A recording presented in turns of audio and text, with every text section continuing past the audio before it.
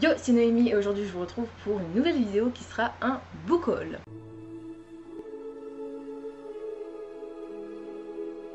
Je vous fais plus vraiment de book haul en fait puisque j'achète moins de livres qu'à une certaine époque. J'essaie de me restreindre au maximum du minimum. Mais cette fois-ci, c'est les Imaginales. On est vendredi, les Imaginales ont commencé hier et j'y suis allée hier pour l'ouverture du festival.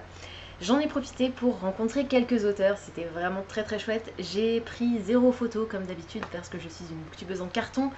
La seule vidéo que j'ai, c'est celle d'un des auteurs en train de dédicacer mon livre que je vous mettrai du coup par ici ou par là, au moment où je vous présenterai le livre. On en a, je crois, 12. 2, 3, 4, 5, 6, 7, 8, 9, 10, 11, 12 et un petit bonus. Je vais commencer par vous présenter les 2 titres que j'ai achetés et qui ne sont pas dédicacés. Donc les 2 premiers titres que je vais vous montrer, je les ai achetés. Alors, j'ai une règle, quand je vais dans un salon, je n'achète que des titres qui sont dans ma wishlist, donc pas d'achat impulsif, et je n'achète que les romans des auteurs qui sont présents pour les faire dédicacer.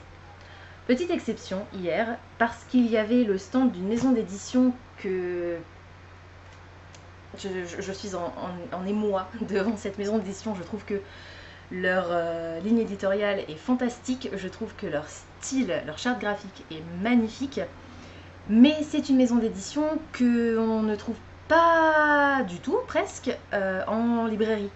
Il faut les commander sur leur site. Les livres sont relativement chers déjà de base, alors qualité plus et je vais vous montrer un peu au niveau de la maquette, c'est vraiment sublime, donc ça mérite. Les livres sont chers, mais le prix est justifié. Sauf que quand on les commande sur le site, il y a en plus les frais de port à payer, donc ils sont encore plus chers. Donc là, ils étaient sur place, ils avaient un stand.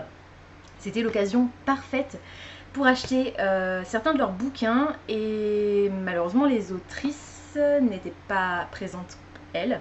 Mais je les ai pris quand même. Les 2 que j'ai achetés, c'est l'intégrale de la saison 1 de Bane Seed de Fanny André, c'est bien ça. Les Royaumes du Cid, il est incroyable. Et donc ce sont les éditions MXM Bookmark. Donc l'intégrale de la saison 1 qui comprend les 3 premiers tomes de la série.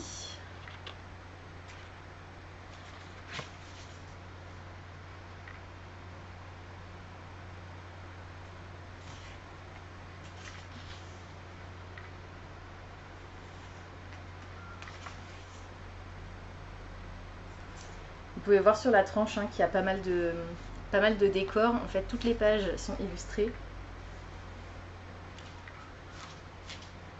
À chaque nouveau chapitre, on a des illustrations en plus et il y a du contenu additionnel aussi.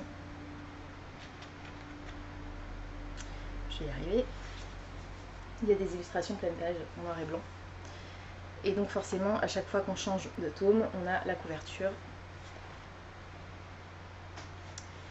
Encore un peu de contenu supplémentaire. Et on a un carnet de croquis à la fin. Voilà, donc magnifique, il est lourd. Il coûte 25 €. C'est l'intégrale. Au moins, j'ai les 3 premiers tomes pour 25 €. Donc c'est ridicule comme prix. Voilà, j'ai très hâte de le lire et je pense que pour que ce soit plus simple, à moins que ce soit des suites de séries, je vais vous lire les résumés. Parce que ça ira plus vite que si j'essayais de me souvenir de quoi parlent tous ces titres, parce que pour la plupart ça fait très longtemps qu'ils sont dans ma wishlist. Bane Seed est une banshee aguerrie pourfendeuse de violeurs et meurtriers. Dorian Murray est un incube, pour survivre il séduit les femmes et se nourrit de leur énergie vitale. Autant dire que les intérêts de ces deux-là semblent a priori divergents. Ils ont pourtant un point commun, ni l'un ni l'autre n'est du genre à respecter les règles, si bien qu'après quelques incartades, ils se retrouvent mis à pied par leur hiérarchie respective. Quelle sera leur punition ? Devenir les agents, terme officiel qui pourrait très bien être remplacé par l'arbin, du Conseil supérieur pour s'occuper de réguler les manifestations magiques. Le pire dans tout ça, ils vont devoir travailler en équipe, rien que ça. C'est à se demander qui a eu l'idée d'associer 2 êtres aussi différents. Ensemble, ils vont sillonner les territoires celtes jusqu'à se rendre dans l'au-delà du Cid. Ils devront se montrer efficaces malgré des alliés bien souvent défaillants et une forte envie de s'entretuer. Autant dire que la partie est loin d'être gagnée. Ça a l'air trop bien et comme dit, ça fait très longtemps que cette série est dans ma wishlist. C'est une série terminée en 3 tomes, mais c'est l'intégrale de la saison 1, c'est-à-dire qu'il y a une série spin-off, une saison 2 qui est aussi en 3 tomes. Et l'intégrale est déjà disponible aussi chez MXM Bookmark. Il l'avait sur le stand, mais je me suis dit je vais quand même non, en prendre qu'un seul de la série pour commencer. Et puis on verra si j'accroche au style et à l'histoire, j'achèterai certainement la suite. Et le deuxième que j'ai acheté sur le stand des éditions MXM Bookmark, mais qui n'est pas dédicacé puisque Laura Thalassa n'était pas présente, malheureusement, mais bon, c'est une autrice internationale assez connue. Il y en avait, mais pas Laura Thalassa. C'est Le Roi de la Nuit, le tome 1, Les Secrets de l'Entremonde. Donc Le Roi de la Nuit, c'est le titre de la série. Et en fait, c'est la traduction de la série de Bargainer en version originale que j'ai envie de lire depuis très longtemps, qui est un coup de cœur de Becca, de la chaîne Becca and the Books. Je vous mettrai le lien vers sa chaîne en barre d'infos. Et je crois que Ashley de A Frolic Through Fiction est aussi fan de cette série, en tout cas elle aime beaucoup. C'est de la fantasy romance, dark romance. Voilà, donc j'ai très hâte de le lire et celui-ci il était à 23 €. Donc 25 € l'intégrale avec les 3 tomes et celui-là 23 €. Vous voyez pourquoi je vous dis que les prix sont un peu... Bon.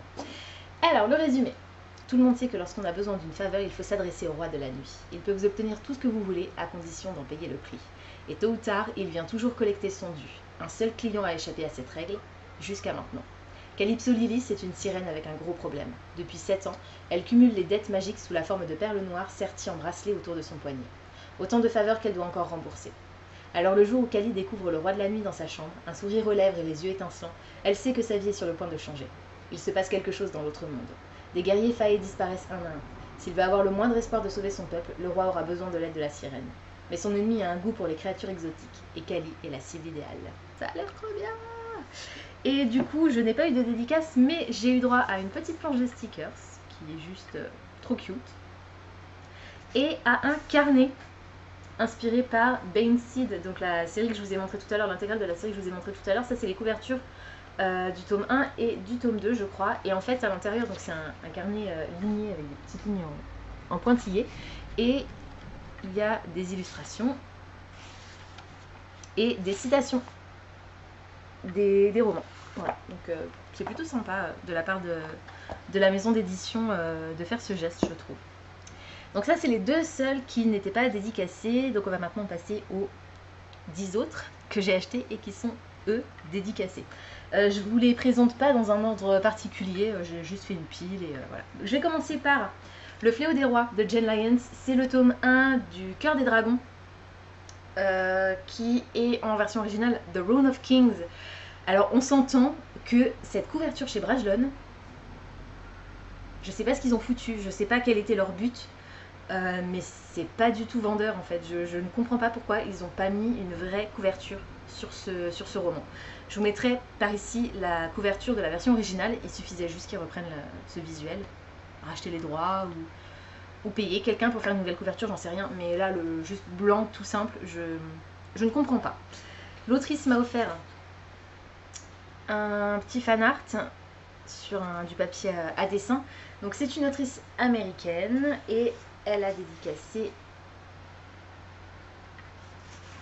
voilà, j'en ai entendu parler énormément sur la booktubosphère britannique, notamment sur la chaîne de Jade de J.D. Reads, parce qu'elle a eu un énorme coup de cœur pour cette série. Donc je vous mettrai pareil le lien, tous les booktubeurs et autres que je mentionne seront dans la barre d'infos. Je vous lis rapidement le résumé. Dans une geôle isolée, un homme et une démone se racontent une histoire. Celle d'un fils de ménestrel devenu malgré lui l'héritier d'un prince, celle d'un garçon qui a défié un démon sanguinaire, charmé un dragon par son chant, fait d'un ordre secret d'assassins sa famille et échappé au magicien le plus puissant du monde. Mais se découvrir une destinée extraordinaire n'a pas grand-chose à voir avec les chansons, et l'idée que le héros gagne toujours à la fin. Peut-être Kirin n'est-il pas ce héros finalement. Peut-être n'a-t-il pas pour destin de sauver l'Empire, mais de le détruire. Ça a l'air trop bien. C'est une série en 4-5 volumes, je ne sais plus. Très bien, très épaisse, mais alors il est super floppy. Ça c'est très cool. Et voilà, ouais, j'ai très hâte de le lire. Et ce sera une lecture commune que je ferai avec Diane. Elle n'est pas encore programmée, hein, mais c'est une option, puisque Diane l'a aussi en sa possession. Donc un mois prochain, peut-être, ce sera l'occasion de commencer une nouvelle série. Ensuite, je vais vous mettre la petite vidéo de Jean-Luc Marcastel qui dédicace le tome 4 de Louis Le Gallou, La Cité de Pierre, aux éditions Léa. Avant c'était chez le Matagot, maintenant c'est Léa. Ça m'embête un tout petit peu parce que du coup le visuel, enfin le logo de la maison d'édition ici et sur le dos ne sera pas le même et du coup les couvertures seront légèrement dépareillées dans ma bibliothèque, mais c'est pas très grave. C'est le tome 4 donc je vais pas vous lire le résumé. Par contre je vais pouvoir vous dire que dans cette histoire on va faire la rencontre de Louis qui vit en France, mais dans une France moyenâgeuse dans laquelle vivent des créatures monstrueuses parce qu'une brèche a été créée et a coupé la France en deux. Et des créatures monstrueuses sortent de cette brèche, des genres des loups ou bien des sangliers, voilà, des animaux typiques de la forêt, mais qui ont été transformés monstrueusement. Et on va donc suivre notre héros Louis qui va découvrir qu'il est un galou, donc un loup-garou, et il va partir vers la capitale pour tenter de déjouer un complot et de sauver la vie de l'héritier légitime du trône. Voilà, donc vous savez que j'aime énormément cette série, je l'aime d'amour. Jean-Luc Marcastel est quelqu'un de formidable. C'est toujours un plaisir de le rencontrer sur les salons et j'ai très hâte de lire ce tome 4 parce que le tome 5 sera le dernier. Donc voilà. En général, je sais que Jean-Luc Marcastel va à Colmar aussi. Festival du livre de Colmar, c'est la dernière semaine du mois de novembre, le dernier week-end de novembre. J'espère que je le recroiserai là-bas. Donc l'idéal, ce serait que je puisse lire celui-ci avant le mois de novembre pour pouvoir acheter le tome 5 à Colmar. J'aime beaucoup ces romans parce que chaque en-tête de chapitre est illustré. C'est pas la seule raison pour laquelle je les aime. Vous savez que le style de l'auteur est pour moi absolument phénoménal. Et à la fin de chaque ouvrage, on a des illustrations, un petit guide un petit livret de croquis et des petits bonus de la part de l'auteur, illustrés également, avec un petit peu d'histoire, d'architecture et des recettes de cuisine, voilà, qui me donnent toujours très faim. Je vous ai dit que c'était le style aussi qui me plaisait le plus dans cette histoire. J'ai l'impression systématiquement quand je plonge dans un de ces récits que l'auteur est juste à côté de moi, qu'on est autour d'un feu, autour d'une cheminée et qu'il me raconte cette histoire à l'oreille et c'est juste incroyable, c'est vraiment une très chouette expérience. Ensuite, je suis allée voir Aurélie Wellenstein. J'avais découvert Le Dieu Oiseau dans le cadre du PLIB 2019. Yes. J'avais découvert Mère Morte dans le cadre du PLIB 2020. J'ai adoré Mère Morte, c'est pas celui pour lequel j'avais voté pour Je suis fille de rage, mais je suis très contente qu'elle ait gagné parce qu'il était vraiment très bien. Je n'ai pas lu Yardam, celui qui est paru juste après Mère Morte. Le sujet m'intéressait un peu moins. Par contre, j'ai très envie de lire Le Désert des couleurs. Laissez-vous emporter au cœur du désert des couleurs. Dans le désert des couleurs, chaque grain de sable est un souvenir perdu et oublié. Marcher dans les dunes, c'est voir sa mémoire s'effacer. Alors pour se protéger, l'humanité s'est réfugiée dans le cratère d'un volcan. Mais depuis quelque temps, le sable monte chaque jour le long de ses pentes, prêt à l'ensevelir. Malgré les risques, Kabalrai, fils du marchand de sable, et Irae, sa demi-sœur, s'aventurent dans les dunes multicolores pour trouver un nouvel endroit où s'installer. Mais le désert est dangereux et une fois qu'on s'y engage, il est difficile de ne pas s'y perdre. Une ode à la liberté, au pouvoir des histoires et des souvenirs. J'ai très hâte de lire cette histoire. J'ai un petit peu discuté avec Aurélie Wellenstein, on a parlé principalement du PLIB en fait, vu que je lui avais dit que j'avais lu 2 de ses autres romans dans ce cadre.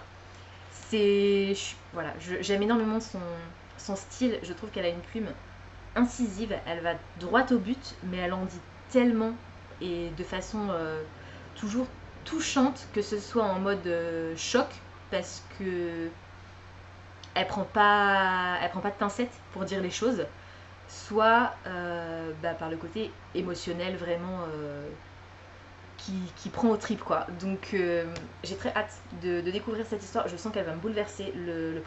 Rien que la dernière phrase là, une ode à la liberté, au pouvoir des histoires et des souvenirs, je pense que ça peut être extrêmement émouvant.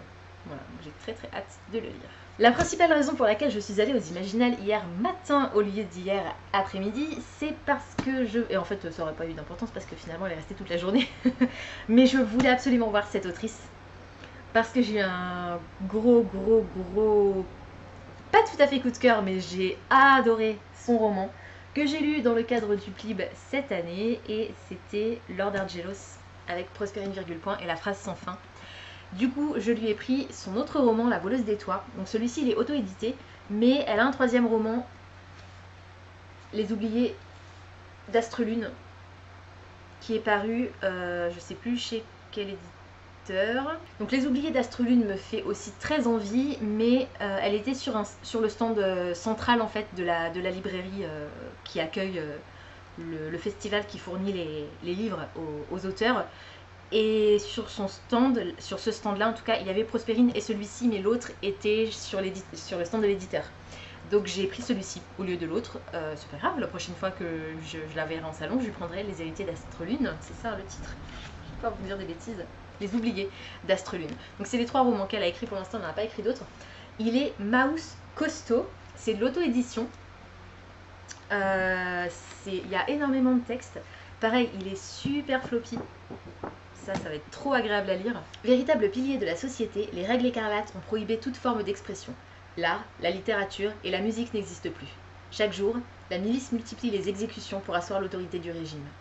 Demoiselle respectable le jour et voleuse la nuit, Éléonore Ehrenstein s'élève contre l'ordre établi. Elle qui espère rejoindre la rébellion et renverser le gouvernement, la voilà brusquement fiancée à l'un des hommes les plus puissants du royaume.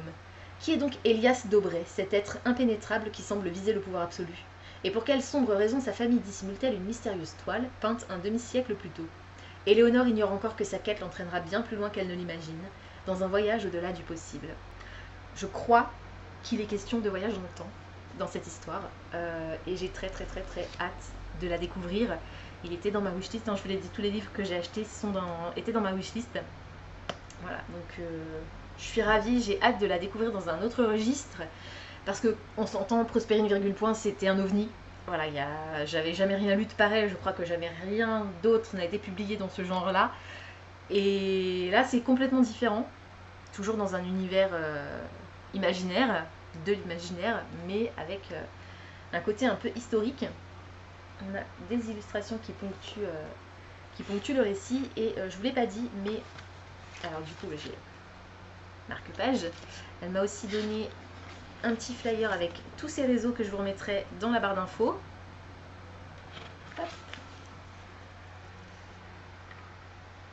Voilà. Et je crois que c'était aussi le cas pour Prospérine. Je vérifierai avant de vous dire des bêtises. Enfin, je vous l'ai déjà dit, c'est trop tard. Mais si c'est faux, je vous mettrai la correction. Ici, c'est sa sœur qui fait la couverture et les illustrations. Voilà, la sœur de Lord Argelos. Céline Perrier. Ma petite tradition des Imaginales, l'auteur que je vais voir systématiquement, en plus de Jean-Luc Marcastel, c'est Ariel Holz, et j'ai enfin acheté le tome 3 des Sœurs Carmine. Oui, il était temps, petit navire. De Laurine à l'école, c'est le 3e et dernier tome des aventures des Sœurs Carmine. Dans cette histoire, dans cet univers de grisaille qu'a créé Ariel Holz, c'est celle des 3 sœurs que je préfère, avec sa peluche Monsieur Nix, qui est irrévérencieux et brut de décoffrage, et nature confiture, que j'aime énormément, Dolorine qui invente des mots. J'ai eu droit à un petit marque-page de L'âme vive. J'ai échangé un petit peu avec Ariel autour de ce titre, très brièvement, juste parce que c'est le seul titre de lui que j'ai lu en dehors des Sœurs Carmine et que j'ai beaucoup aimé. Malheureusement, il y a eu un problème au niveau du distributeur quand ce titre est paru, et du coup il n'a pas eu la couverture médiatique qu'il aurait mérité. Ce qui fait que le tome 2 a été énormément retardé. Je crois qu'il n'est même pas encore terminé d'être écrit, commencé, je ne sais plus.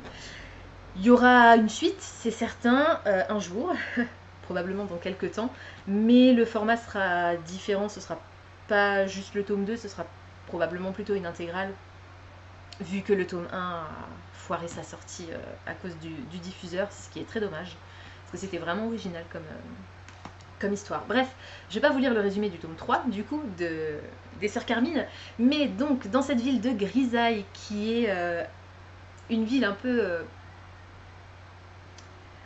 comment dire? Vous voyez les univers de Tim Burton un peu loufoques, un peu glauques, un peu gore parfois? grotesque, burlesque, ben c'est ça. Voilà, et c'est ça que j'adore dans cette série. On va suivre les sœurs Carmine, qui sont donc 3 sœurs, Mériver, Dolorine et... je me souviens plus du nom de la 3e sœur. Ah, Tristabel. C'était loin, c'était très très loin dans le texte. Non, c'est pas vrai. C'était tout devant, je m'en souvenais plus. C'est tout.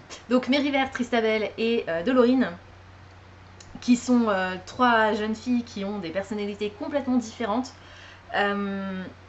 J'ai énormément aimé cette série et j'ai très très hâte d'avoir la suite et fin. Du coup, je suis triste de quitter l'univers, mais j'ai hâte. J'ai très hâte. Ça fait longtemps que j'ai commencé la série et il est temps que nous y mettions un terme. Voilà, c'est très chouette et Ariel est très pétillant, sympathique, toujours avec le sourire. Il a toujours sa peluche Monsieur Nix quand il va faire les dédicaces. Il a investi dans des tampons cette fois-ci, donc c'est plutôt cool. J'ai très très hâte et je le retrouverai peut-être à Colmar. La dernière fois que je l'avais vu, c'était fin 2019 à Colmar, puisque vous savez qu'en 2020-2021, j'ai fait aucun salon. Voilà. Donc j'espère qu'il sera de nouveau à Colmar. Les éditions du Chat Noir ont un stand en général, donc peut-être. Ensuite, alors là, j'ai été très bête et je me désole moi-même et je m'excuse auprès de l'autrice. En fait, je suis allée voir Marie Valente, à qui j'ai acheté Le Secret du Roi, qui vient de sortir aux éditions Bras Jaune. Donc, juste pour vous montrer, hein. C'est le même éditeur. Il n'y a pas comme un problème là? Je sais pas ce qu'ils ont voulu faire avec celui-là. Bref, on va pas revenir sur le sujet, vous avez compris mon point de vue. Donc, Le Secret du Roi. Fantasy, historique, Louis XV, c'est ça. Dans un Paris où les courtisanes du Palais Royal sont aussi des vampires hypnotiques et les bouchers de Châtelet une meute de lycanthropes, le jeune Louis XV donne à Hippolyte une mission primordiale, maintenir l'ordre de la face cachée du royaume, peuplé de créatures surnaturelles dont le monde ignore l'existence. Un honneur à double tranchant. C'est la promesse de 1000 aventures épiques, mais aussi le risque d'éventer son plus grand secret. Car sous ses dehors rustiques et derrière sa redoutable épée, Hippolyte est en réalité une jeune femme.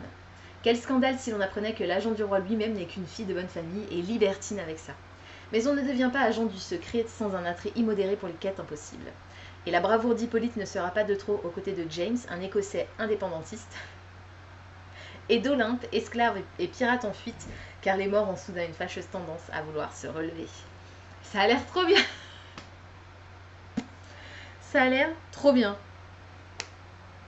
Je viens de voir qu'il y a un personnage qui s'appelle Darcy. D'*A*R*C*Y. Je l'adore. Je l'ai pas commencé que je l'adore. Et donc voilà, donc j'ai fait dédicacer à Marie Valente, il était dans ma wishlist aussi, hein, je vous l'ai dit.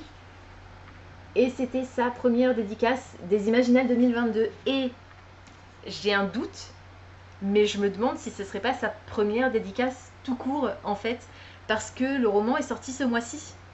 Et c'était un des premiers salons du mois de mai, ouais 19 mai, donc...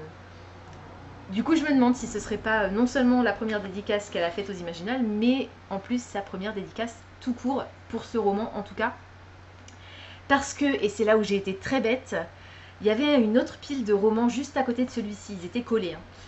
C'était les 2 premiers tomes de la série The Witch and the God, ou Witch and God. Witch and God, il n'y a pas d'article. Et c'est une romance mythologique, fantasy, aux éditions BMR. C'est la nouvelle collection d'Hachette de romances. Mais ce n'est pas la même autrice. Et en fait, j'ai regardé quand même parce que je me suis dit que c'est bizarre que les 2 bouquins soient l'un à côté de l'autre. Il n'y avait pas de pancarte pour l'autre autrice, donc Liv Stone, je crois. Et en feuilletant Witch and God, j'ai pas vu de mention spécifique. Et en rentrant à la maison hier soir, quand j'ai ouvert celui-ci, j'ai vu qu'il était écrit à l'intérieur de la même autrice aux éditions Brajlon, donc Le Secret du Roi, et chez d'autres éditeurs, Witch and God. Donc c'est effectivement Marie Valente qui a écrit Witch and God sous la plume de Liv Stone. C'est la même autrice. Mais je ne le savais pas. Et j'ai envie de lire Witch and God aussi, donc... boulette de ma part, je lui aurais pris les 2 si j'avais su Voilà, si ça avait été clairement identifié tout de suite, si j'avais cherché un peu aussi. Mais bon, tant pis, c'est pas grave. J'y suis là, je suis très contente, très hâte de le découvrir. Il est avec ce foil là, il est magnifique. J'ai vu aussi Manon Fargeton pour À quoi rêvent les étoiles. C'est le seul roman que j'ai acheté hier et qui ne soit pas de la SFFF. C'est une histoire contemporaine, il me semble, avec un petit marque-page. Hop. Et la dédicace.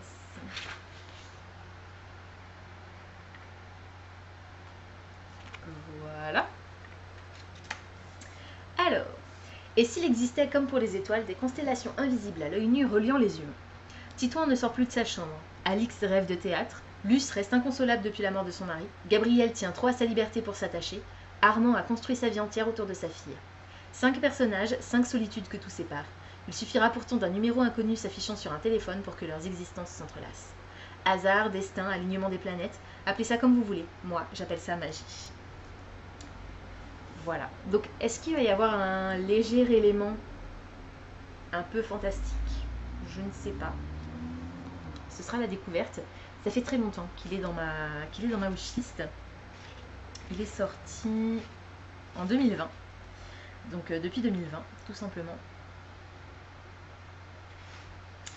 Et voilà, j'ai très hâte de le lire. Ce sera mon premier Manon Fargeton, parce que je n'ai rien lu d'autre de l'autrice pour l'instant. Elle a écrit pas mal de fantasy, je crois, pour ados et jeunes adultes.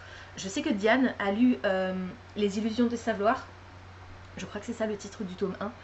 Qu'elle a bien aimé et elle voulait acheter le 2. Mais pour l'instant, j'ai pas regardé plus que ça, les titres fantasy de l'autrice. C'est vraiment celui-là qui m'a hypé, la couverture est tellement belle aussi. Enfin, le bleu, vous savez que c'est ma couleur préférée. Donc voilà, j'ai été très intriguée et j'ai hâte de le découvrir aussi.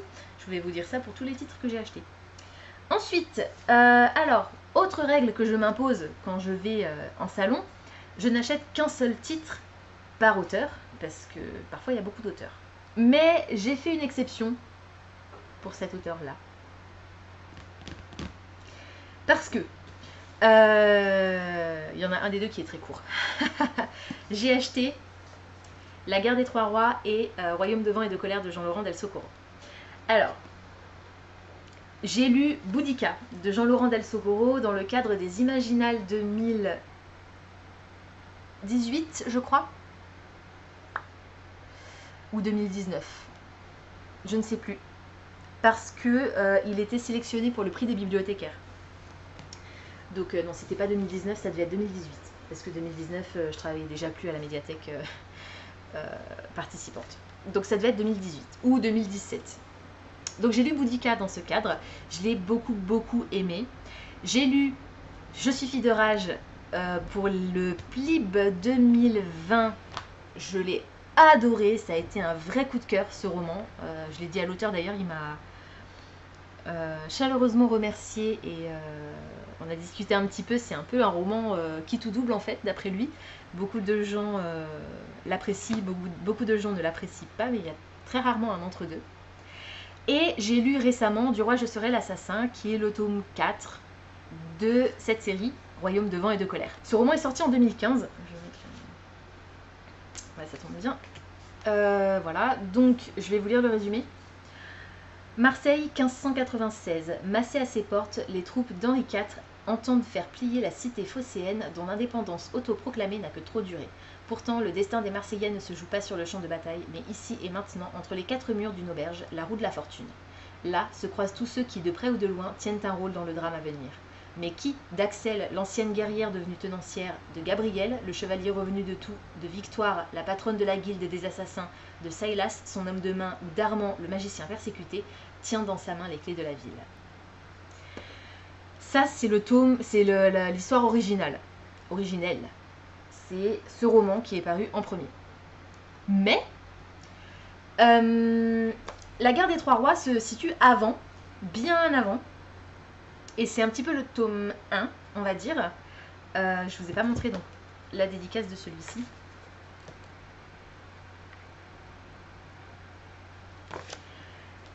La guerre des trois rois, il est chez ActuSF dans la collection graphique. C'est une collection chez cette maison d'édition que j'aime d'amour. J'ai l'hypothèse du lézard, je ne sais pas si vous vous en souvenez, je vous l'ai présenté il y a plusieurs mois dans cette collection.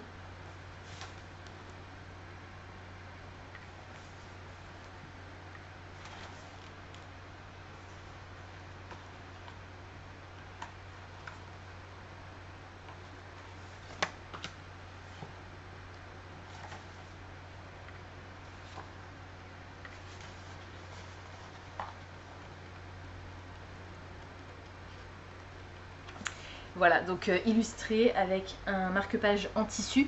Donc ça, c'est un préquel, mais on va dire que dans la chronologie, c'est le tome 1. Voilà.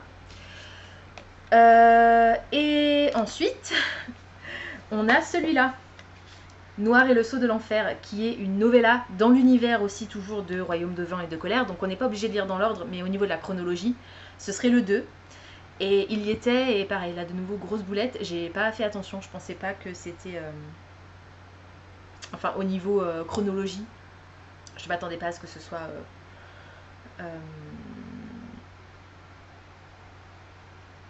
avant, bref.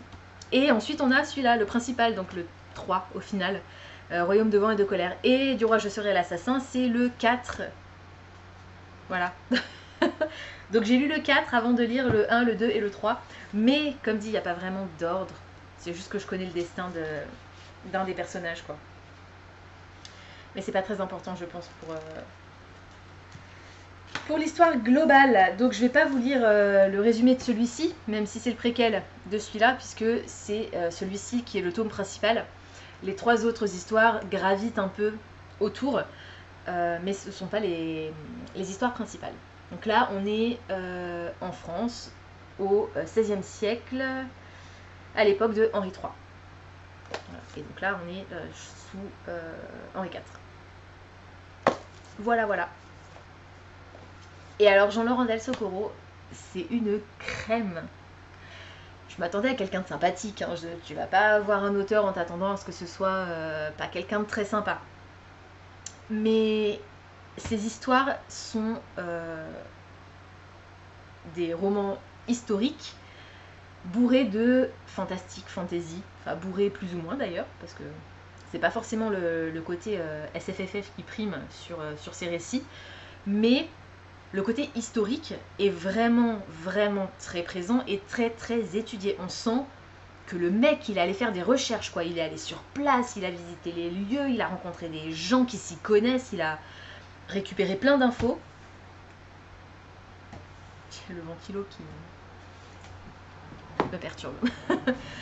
Et voilà, tu sens qu'il aime ça et que c'est un mec qui fait ça sérieusement. Donc je m'attendais à quelqu'un de sympa, mais d'assez sérieux. Et en fait, il est, je ne veux pas dire qu'il n'est pas sérieux, mais c'est une crème. Il est adorable, il est smiley, il est fantastique.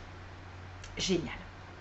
J'ai adoré ma rencontre avec cet auteur. Et je sais qu'à l'avenir, s'il est présent sur un autre salon, j'irai le voir d'office pour lui acheter d'autres de ses titres. Pour acheter probablement Boudica, du coup, parce que je l'ai beaucoup aimé et à la limite, j'aimerais bien le relire. Et je ne l'ai pas. En plus, ils ont sorti une édition de Boudica qui match celle de Je suis fille de rage. Donc, ce serait trop cool de les avoir tous les deux dans cette édition. Et ouais, si vous avez l'occasion de rencontrer Jean-Laurent Del Socorro, foncez. C'est quelqu'un qui est passionné et ça se sent. Et il s'intéresse aussi à ce que les autres font, parce qu'une des questions qu'il m'a posées, c'était de savoir quels autres auteurs j'étais venue voir, quel livre, pour quel livre, etc. Donc c'était très cool. Et la dernière personne que j'ai vue, ça a été très bref, parce qu'en fin de compte, je me souvenais plus tellement de son roman. En fait, il est dans ma wishlist. Mais il est dans ma wishlist parce que je l'ai vu passer, parce que la couverture m'a hypé, parce que le résumé m'a hypé, bien entendu. Mais c'était pas forcément un livre que je pensais acheter tout de suite. Sauf que l'autrice était là. Donc bah, c'était l'occasion. C'est Cathédrale d'Hermine Lefebvre. Alors... Un étinceleur et un héritier, une magie instable et une violence sourde, un royaume à sauver. Dans un royaume miné par les querelles entre la reine et ses grands vassaux qui réclament leur indépendance, Cathédrale est une université d'élite. Elle devient bientôt l'enjeu de lutte de pouvoir. Pour préserver la paix, la souveraine est mise au défi de trouver le cœur de Cathédrale, artefact à la source de sa magie et symbole de l'unité du pays, perdu depuis des siècles. Fils d'ouvrier ambitieux tout juste admis au sein de l'école grâce à son don, Frédéric se lance dans cette quête, mais se heurte à Lionel, héritier d'une grande famille. Malgré leurs différences, ils n'auront d'autre choix que de s'allier pour affronter la violence qui gangrène l'école et dresse les étudiants les uns contre les autres. Mais parviendront-ils à sauver le royaume et cathédrale alors que Lionel semble en savoir beaucoup trop sur Frédéric qui devine un secret profondément enterré. Voilà, et donc la couverture avec la bibliothèque, on est d'accord que je ne pouvais que craquer. Par contre, il est énorme.